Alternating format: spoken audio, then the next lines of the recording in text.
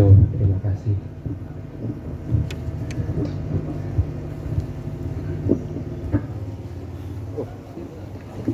Sampai pakai yang ini aja. Oh, pakai yang ini.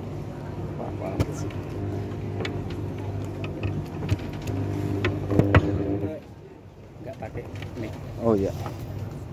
Assalamualaikum warahmatullahi wabarakatuh. Perkenalkan, nama saya Dwi Kusuma Wirawan. Panggilannya Dwi, di saat seperti ini saya mahasiswa di Unima semester 5 di jurusan Teknik Informatika D3. Terima kasih. Wassalamualaikum warahmatullahi wabarakatuh. Terima kasih Mas Dwi. Selanjutnya Mbak Dwiani, silakan Mbak Dwiani untuk memperkenalkan diri.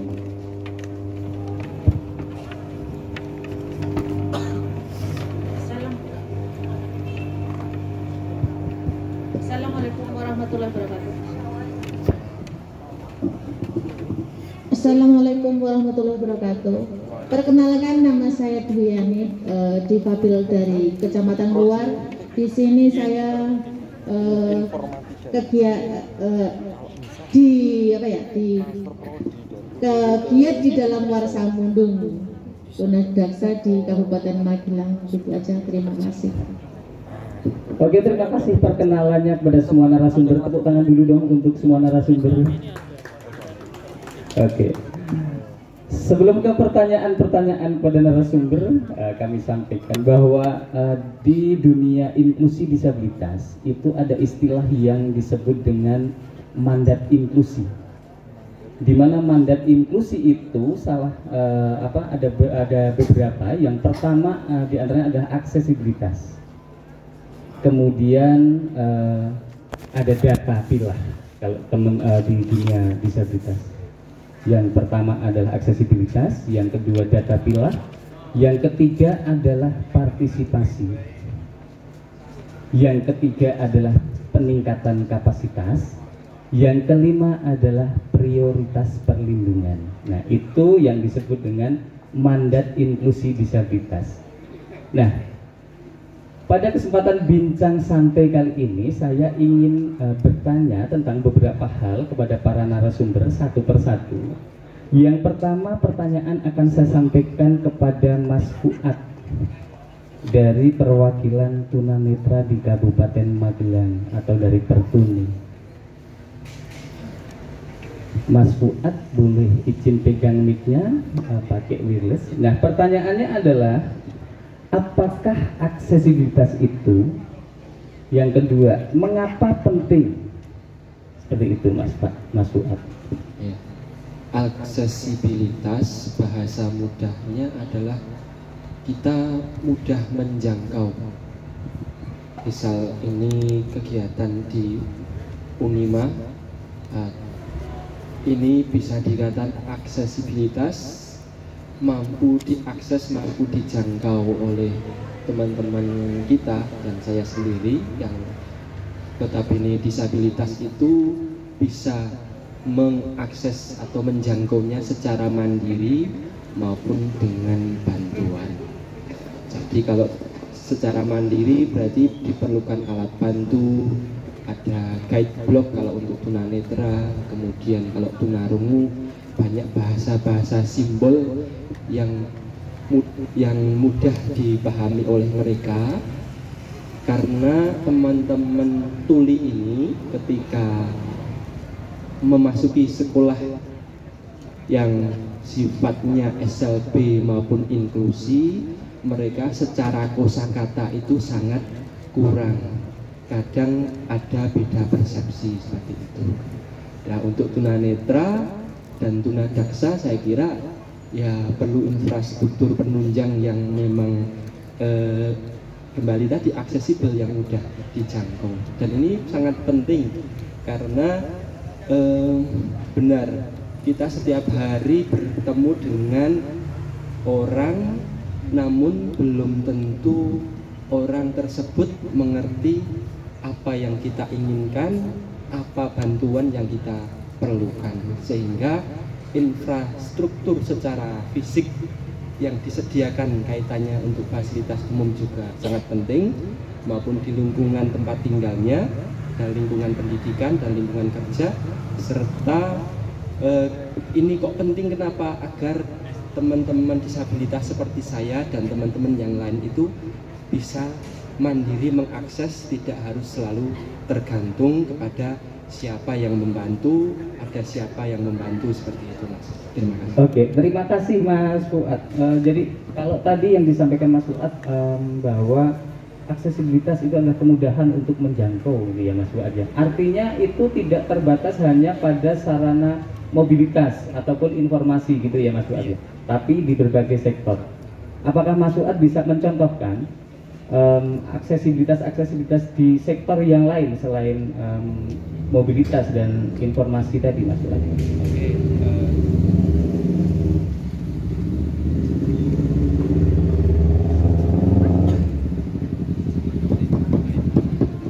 ya terima kasih, mohon maaf. Untuk contohnya kaitannya yang tidak harus sifatnya fisik, ketersediaan sarana bantu yang fisik, misalnya kita para disabilitas itu diberikan ruang untuk mengakses literasi baca maupun literasi budaya, karena saya kira bagian ekspresi yang sangat bisa mendorong disabilitas itu maju seperti yang lain adalah punya ruang ekspresi yang tadi ekspresi di budaya, sosial, kemudian literasi, kaitannya dengan perpustakaan, kaitannya dengan rambu-rambu lalu lintas, kemudian dengan kesempatan yang sama untuk memasuki dunia pendidikan maupun dunia pekerjaan, begitu. Oke, terima kasih Mas Fuad. Langsung saja sekarang ke pertanyaan kedua untuk Mas Dwi nih, Mas Dwi dari Universitas Muhammadiyah Magelang. Mas Dwi, berdasarkan pengalaman, apa tantangan yang dihadapi para mahasiswa dengan disabilitas selama kuliah di Unima? Apa tantangan yang dialami oleh teman-teman mahasiswa disabilitas di Universitas Muhammadiyah Magelang? Iya, baik. Jadi sebelum kuliah, saya ingin bercerita sedikit. Sebelum kuliah saya di sekolah umum, dan itu banyak hambatannya karena saya sebagai tuli berisyarat dan lingkungan sekitar adalah menggunakan verbal atau berbicara. Nah, selama 3 tahun saya mengalami situasi seperti itu tanpa akses sama sekali. Lalu saya masuk di Unima ini. Dulu saya berkuliah di jurusan hukum. Lalu saya bertemu dengan dosen, memperkenalkan bahwa saya ini tuli dan saya butuh juru bahasa isyarat. Nah, lalu diperkenankan ada pendamping juru bahasa isyarat, tapi ternyata ada hambatannya lagi nih. Ternyata kosakata dalam hukum ini tidak dikuasai oleh teman-teman juru bahasa. Dan waktu itu ada juga mahasiswa Fakultas Kesehatan sebagai notulen, tapi ternyata hambatannya juga sama lagi, yaitu terbatas dengan kosakata hukum. Lalu saya mengajak teman saya satu kelas, tapi ternyata informasi yang saya dapatkan hanya sedikit. Lalu saya memutuskan untuk pindah ke D3 Fakultas Teknik Teknik Informatika, mengambil D3 karena menurut saya mungkin mudah ya, dan kebanyakan visual. Dan saya khawatir ketika itu kalau mengundang juru bahasa isyarat atau notulen, hambatannya sama dengan yang lain, dengan yang tadi kosakata. Lalu akhirnya saya memutuskan untuk menggunakan notulen saja. Jadi saya yang berusaha untuk memahami apa arti kata tersebut. Karena pernah pengalaman menggunakan juru bahasa isyarat itu sangat ketinggalan jauh seperti itu. Itu pengalaman yang bisa saya bagikan. Terima kasih. Terima kasih Dwi. Jadi dari apa yang disampaikan oleh Dwi, sebenarnya tidak ada sesuatu yang tidak mungkin untuk dilakukan oleh teman-teman atau masyarakat disabilitas di Kabupaten Magelang. terutama untuk dapat menempuh pendidikan, meskipun mesti membutuhkan perjuangan tersendiri disesuaikan dengan kebutuhan teman-teman gitu. Butuh gerakan dan dukungan dari semua pihak tentunya seperti itu. Oke, terima kasih sekali lagi Mas Dwi. Pertanyaan yang ketiga ini pada Pak Dimas yang mangku Unima. Pertanyaannya, bagi Universitas Muhammadiyah Magelang secara institusional, apa makna dan pengaruh keberadaan mahasiswa dengan disabilitas dan kebijakan apa yang akan ditempuh untuk jangka panjang untuk mendukung gerakan inklusi disabilitas di kampus terutama? Seperti itu Pak Dimas. Baik, terima kasih Bapak. Yang pertama mungkin dari kami mungkin mewakili dari pihak universitas mungkin memohon maaf yang sebesar-besarnya dulu kepada teman-teman, khususnya mungkin yang sudah atau sedang belajar di Unima, karena mungkin secara fasilitas kami belum bisa secara 100% mensupport terkait aktivitas kegiatan teman-teman mahasiswa selama berkuliah, baik di kampus 1 ataupun di kampus 2. Jadi kalau kami kemarin ngobrol dengan teman-teman tuh di kampus 1 ada, di kampus 2 ada, kemudian kita ada di 2 lokasi. Terkait efek ya, istilahnya apa sih arti teman-teman bagi kami pasti sangat luar biasa. Jadi saya sendiri ini tadi ketika mendengar ada 5 mandat inklusi tadi, saya jujur karena saya kebetulan kan memang dari dosen ya, jadi arah di sini itu langsung ke penelitian. Fokus ya. Ya, jadi apa yang nanti sekiranya mungkin semoga ini bisa menjadi awal yang mungkin nanti bisa kemudian kita saling bersinergi dan berkolaborasi, teman-teman yang ada di di forum-forum disabilitas, karena saya yakin juga masing-masing memiliki kelebihan yang berbeda-beda dan memerlukan sebuah fasilitas yang berbeda-beda. Jadi kami melihat ketika memang teman-teman ini memerlukan sesuatu fasilitas yang kok selama ini mungkin sudah tersedia atau sudah ada tapi ternyata belum bisa mendukung, nah mungkin bisa nanti kita diskusikan kemudian sampai menghasilkan sesuatu yang ternyata akhirnya bisa dimanfaatkan oleh teman-teman.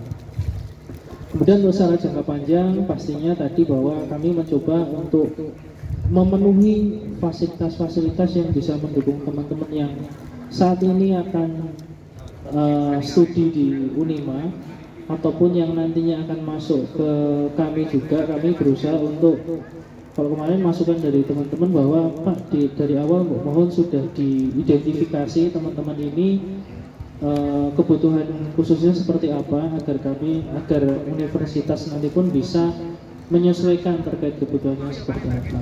Jadi nanti paling tidak beberapa hal khususnya mungkin dimulai dari fasilitas, termasuk nanti terkait selama ini mungkin belum ada perhatian yang mungkin perhatian sudah tapi mungkin secara intensif belum dari kami, nanti akan kami coba tingkatkan, khususnya paling tidak bisa mendampingi teman-teman ketika studi ataupun ketika melaksanakan perkuliahan. Terima kasih. Oke, terima kasih Pak Dimas. Rasanya ini jadi gayung bersambut. Jadi ada kebutuhan teman-teman, kemudian Pak Dimas tadi menyampaikan kayaknya kita butuh penelitian deh. Jadi dalam hal ini juga saya mengajak ke teman-teman, seandainya suatu saat ada kebutuhan penelitian dari kampus, monggo silakan untuk didukung gitu. Jangan bosan untuk mengisi form-form yang disampaikan, karena ini untuk kebutuhan kita maupun generasi kita, generasi disabilitas selanjutnya. Terima kasih sekali lagi Pak Dimas. Nah, ini tadi kita sudah memperbincangkan terkait dengan aksesibilitas. Yang selanjutnya kita akan sedikit mengulik tentang partisipasi bermakna. Kayaknya Mbak Dwiani sudah nggak sabar apa sih yang akan ditanyakan kayak gitu. Nah, ini pertanyaannya. Yang pertama kami sampaikan untuk Mbak Dwiani. Mbak Dwiani ya. Apakah perempuan dengan disabilitas itu menurut Mbak Dwiani itu mengalami diskriminasi ganda? Kemudian contohkan seperti apa sih diskriminasi yang dialami perempuan dengan disabilitas?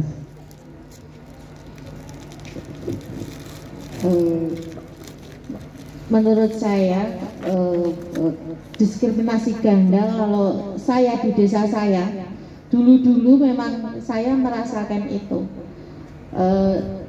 Saya sebagai difabel kan belum tercover, diikut sertakan dalam kegiatan kayak seperti PKK, kegiatan di kampung gitu kan, ibu-ibu PKK gitu.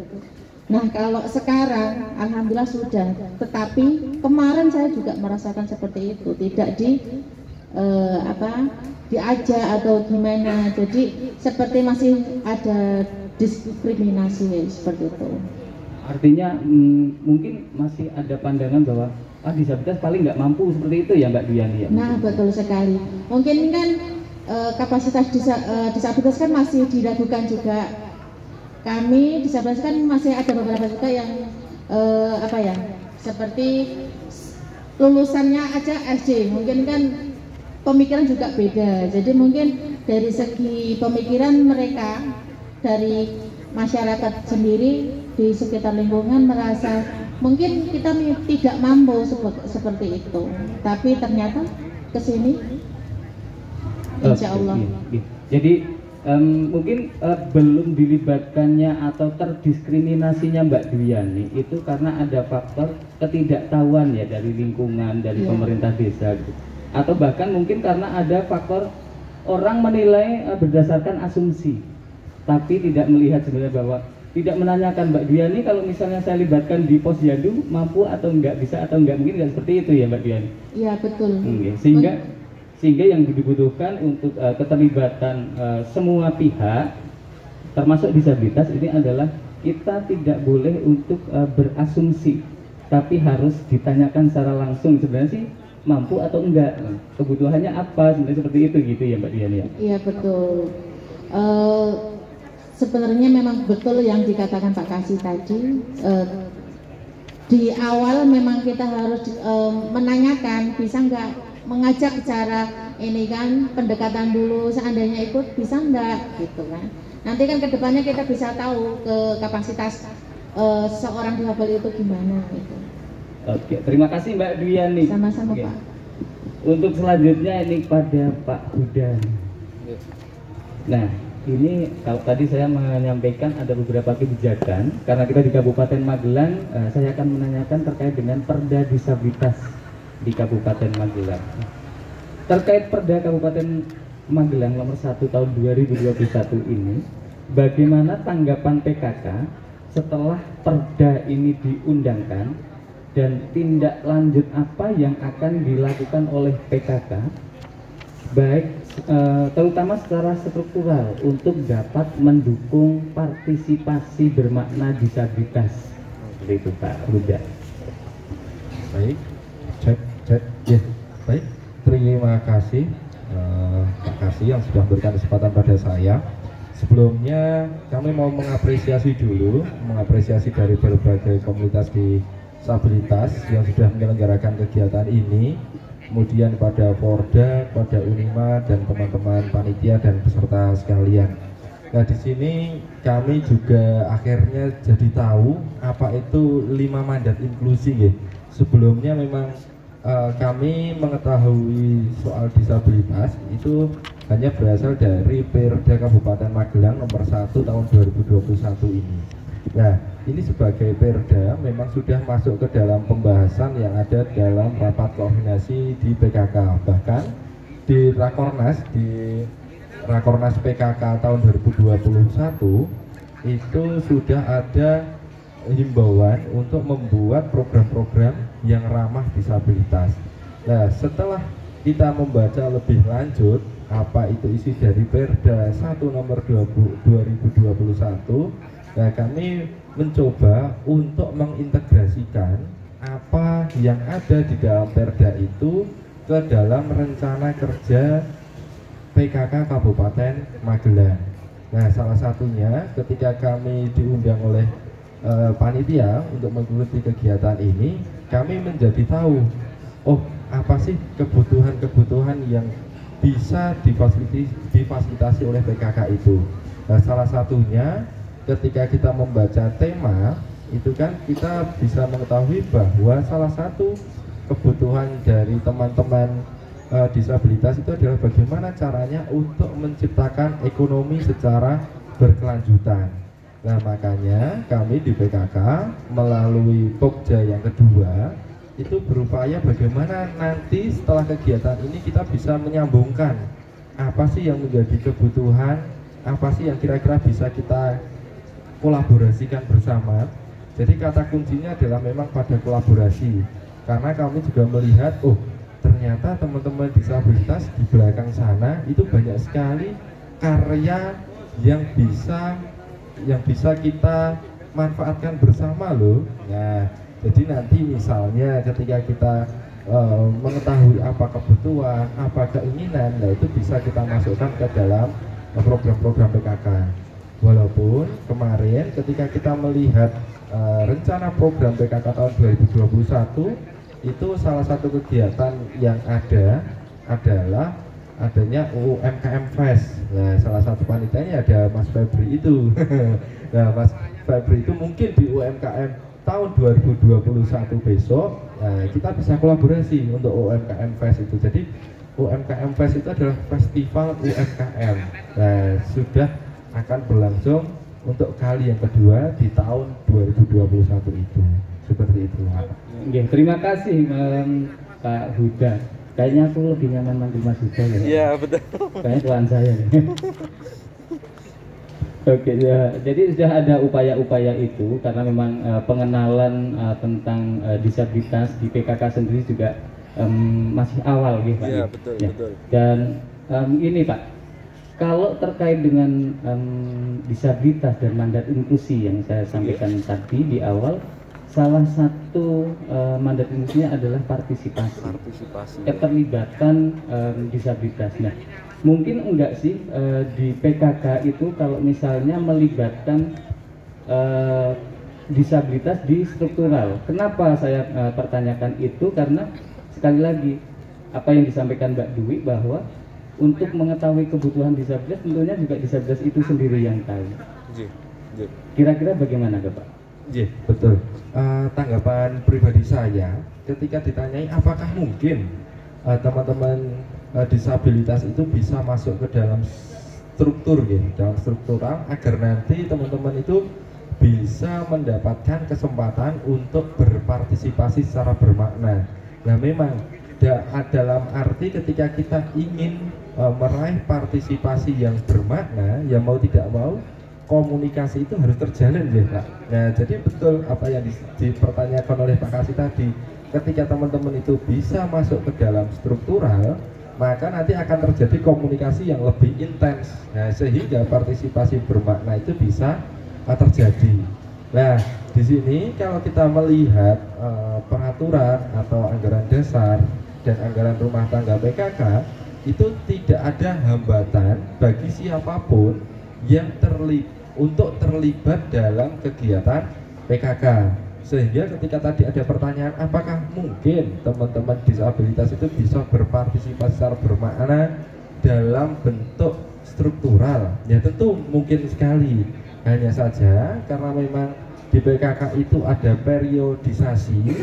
Ya, periodisasi itu biasanya berkisar antara 5 tahunan ya, 5 tahunan lah. Maka nanti ini bisa menjadi catatan bagi kita bagaimana agar teman-teman itu bisa terlibat secara langsung di struktur yang ada di PKK mulai dari kabupaten, kecamatan sampai desa. Nah, seperti itu Pak. Jadi itu sangat mungkin sekali mungkin, secara aturan sangat mungkin sekali. Terima kasih. Nah, ini juga saya pertanyakan karena apa? Karena ini juga terkait dengan kebutuhan masyarakat secara umum. untuk meminimalisir terjadinya disabilitas. Jadi kalau disabilitas terlibat di PKK dan posyandu, minimal bisa mendorong untuk deteksi dini kondisi kehamilan misalnya, sehingga kalau ada gejala-gejala yang bisa mengakibatkan disabilitas ketika janin lahir itu bisa diminimalisir juga, seperti itu Pak Huda. Sekali lagi terima kasih Pak Huda atas penjelasan dan keterangan yang sangat bagus. Nah, kita sudah berbicara tentang aksesibilitas dan partisipasi bermakna. Yang ketiga, kita akan sedikit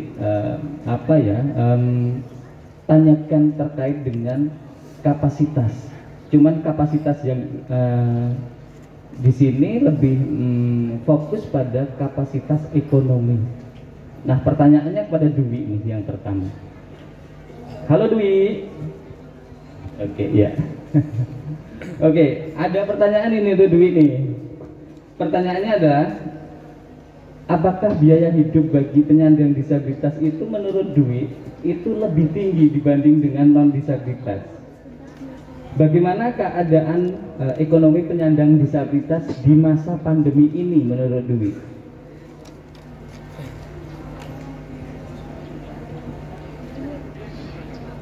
Saya kuliah di sini di Unima. Untuk pembayarannya sama. Jadi di sini juga tidak ditolak, disabilitas ditolak enggak. Dan malah di sini tuh ada beasiswa untuk teman-teman disabilitas. Jadi ada teman disabilitas yang masuk di sini dan mendapatkan beasiswa. Tapi aku sendiri, aku tidak mendapatkan beasiswa. Tapi teman-teman disabilitas yang lain ada yang mendapatkan beasiswa. Dan di tahun berikutnya ada juga disabilitas yang mendapatkan beasiswa, dan ada informasi dari kementerian bahwa beasiswa untuk teman-teman disabilitas diberikan juga di Unima. Jadi ada beberapa teman-teman disabilitas yang mendapatkan beasiswa khusus untuk difabel, seperti itu. Oke, itu kebutuhan ekonomi pendidikan ya, yang berhubungan dengan pendidikan di kampus. Jadi menurut Dwi, untuk teman-teman difabel di Unima tidak ada masalah. Ada banyak support, ada banyak dukungan dari kampus terutama gitu ya. Nah, pertanyaannya adalah kebutuhan hidup kebutuhan hidup sehari-hari bagi Dwi dibandingkan dengan masyarakat umum non disabilitas itu, apakah lebih tinggi?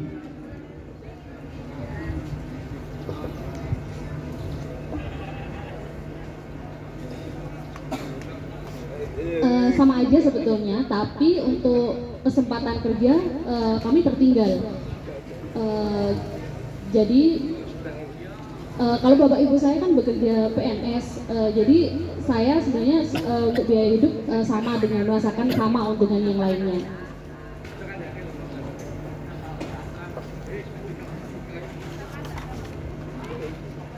Tapi untuk mendaftarkan atau lowongan kerja untuk disabilitas itu sangat banyak hambatan dan sedikit kesempatan kerjanya. Tapi sebenarnya aku sendiri pengalaman aku belum pernah daftar kerja kalau aku. Oke, ya terima kasih Dwi. Jadi kalau menurut Dwi memang butuh peluang atau kesempatan kerja bagi disabilitas, karena kita sadar betul bahwa di dunia kerja terutama bagi disabilitas itu masih sangat terbatas.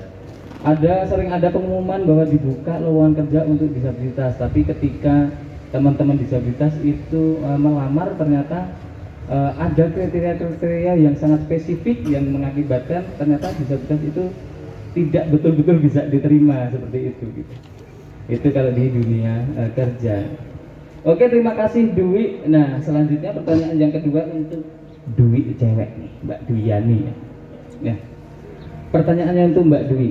Secara pribadi dan komunitas, apa yang dilakukan untuk menjaga dan meningkatkan produktivitas ekonomi keluarga secara ekonomi di masa pandemi ini? Apa upaya yang dilakukan untuk menjaga dan meningkatkan produktivitas ekonomi keluarga bagi disabilitas? Untuk meningkatkan produktivitas disabilitas, ekonomi disabilitas, menurut saya tetap terus berkarya semampu kita, walaupun terbatas di dalam pandemi ini ya. seperti kita kan punya keterampilan bisa dikerjakan di rumah, seperti mungkin sekarang kan ada kita pakai masker pakai dari kain, kan bisa kita menjahit sendiri dari tangan pakai strap kayak gitu, dari tali kayak gitu kan. Jadi kalau teman-teman yang bisa berketerampilan pakai dari handmade bisa melakukannya di pandemi ini. Jadi kita bisa tetap berkarya apapun semampu kita, sebisa kita gitu. Oke, jadi tetap tidak tinggal diam gitu ya Mbak Diani. Yang penting di kondisi apapun teman-teman disabilitas juga tetap produktif gitu ya. Oke, dan juga saya sedikit cerita ini Pak tentang Mbak Diani. Kebetulan Mbak Diani ini juga pernah mengalami dinyatakan positif COVID ya di keluarga. Tapi alhamdulillah Mbak Diani meskipun dengan berbagai masalah yang ada terkait dengan informasi yang disampaikan ke keluarga, Mbak Diani dan keluarga bisa mengatasi kesulitan-kesulitan yang diakibatkan oleh situasi pandemi itu. Terima kasih Mbak Diani. Nah, oke, selanjutnya ke pertanyaan yang kepada Bapak Rektor, Pak dari perwakilan Rektorat Universitas Muhammadiyah Magelang. Kalau tadi Bapak menyampaikan tertarik untuk mengadakan penelitian nih, tapi itu terkait setelah kami menyampaikan tentang mandat inklusi. Nah, pertanyaan ini sebelum kita duduk bersama di sini, apakah sudah ada penelitian dan pengabdian masyarakat yang dilakukan UNIMA terkait dengan isu ekonomi disabilitas? Apa saja temuannya Bapak, dan kemudian tindak lanjut apa yang kira-kira bisa dikolaborasikan bersama kami? Baik, kalau saya tidak salah ingat, mungkin yang terakhir terkait pengabdian masyarakat adalah tadi disampaikan Pak Imron, teman-teman Furda mendapatkan hibah dari kementerian terkait pengembangan desa, kalau tidak salah yang di Serumbung. Itu yang terakhir kalau bicara terkait pengabdian, apalagi dikaitkan dengan ekonomi. Jadi dari sisi kami, yang mungkin informasi yang berkaitan dengan teman-teman disabilitas khususnya melalui Furda adalah itu. Tapi yang terkait mungkin penelitian secara spesifik terkait tema besarnya mungkin disabilitas ini tadi, kita belum mengarah ke situ secara spesifik. Tapi mungkin nanti tadi saya sampaikan ada banyak hal yang bisa dilakukan, ada banyak hal yang bisa. Mungkin kalau dari sisi saya berbicara di sini dari sisi akademis gitu. Jadi apalagi tadi saya sampaikan banyak sekali hal yang kemudian saya menangkap mungkin sebelum tadi mendengar termasuk 5 mandat inklusi tadi, bahwa ada beberapa pertanyaan yang muncul di saya. Contohnya mungkin kira-kira teman-teman ini ketika berkunjung ke suatu tempat, apakah tempat itu mendeteksi terkait disabilitasnya? Contohnya ini saya membayangkan saja, misalkan di suatu tempat kemudian ada sebuah alarm berbahaya, apakah teman-teman yang mohon maaf kurang tuli, apakah mereka bisa mengetahui itu? Nah, jadi kalau saya contohnya mengambil dari misalkan Peduli Lindungi yang sekarang bisa mendeteksi ada orang yang masuk, sekian orang di situ. Nah, saya bisa membayangkan sebuah sistem, misalkan di Kabupaten Magelang ada sekian disabilitas dengan kebutuhan seperti apa, termasuk tadi mungkin kalau dikaitkan dengan kesempatan bekerja gitu. Saya termasuk melihat sedikit peluang bagaimana ketika ada sebuah sistem yang kemudian bisa mendata teman-teman ini, termasuk ketika teman-teman mendapatkan pelatihan dan sebagainya. Di situ termasuk akhirnya muncul dari data teman-teman bisa dari si A dia pernah mendapatkan pelatihan apa dan sebagainya. Mungkin kalau saya sih terkait penelitian akan sangat welcome sekali kepada teman-teman disabilitas ini. Dari kebutuhan yang paling umum seperti apa nanti kita petakan, kemudian akan menjadi kebutuhan khusus seperti apa yang bisa mendukung aktivitas atau apapun dari teman-teman. Pak Darisa melihatnya seperti itu dan akan sangat luar biasa mungkin. Terima kasih Mas Pak Dimas ya. Jadi ada banyak kemungkinan yang bisa dikolaborasikan bersama-sama antara disabilitas secara umum baik di kampus maupun yang di non kampus dengan pihak kampus Universitas Muhammadiyah Magelang. Rupanya sudah di penghujung dialog santai kita, obrolan santai kita, dan sebelum kita akhiri saya mohon untuk closing statement terkait dengan partisipasi bermakna singkat dan padat untuk masing-masing narasumber. Langsung Pak Dimas untuk closing statement, silakan. Baik, tadi mungkin sejalan dengan apa yang saya sampaikan. Jadi yang pertama, mari mungkin dari sisi kami, dari sisi akademis, mari bersama-sama mungkin nanti kita bisa menciptakan sebuah sistem yang mungkin sama-sama bisa saling mendukung, bisa saling menguatkan, dan mungkin nanti kedepannya akhirnya bisa sama-sama saling memberikan kemudahan khususnya kepada teman-teman ini agar kita sama-sama berada pada sebuah situasi yang kemudian tidak ada yang dibedakan. Oke, terima kasih Pak Dimas. Tepuk tangan untuk Pak Dimas. Closing statement yang kedua untuk Bapak Huda, silakan Pak Huda. Ya, terima kasih atas kesempatannya. Di sini closing statement saya, alhamdulillah saya mendapatkan banyak sekali masukan. Jadi tugas saya dari Ibu Ketua TPPKK Kabupaten Magelang untuk kegiatan ini adalah saya menjadi mata dan telinganya Ibu.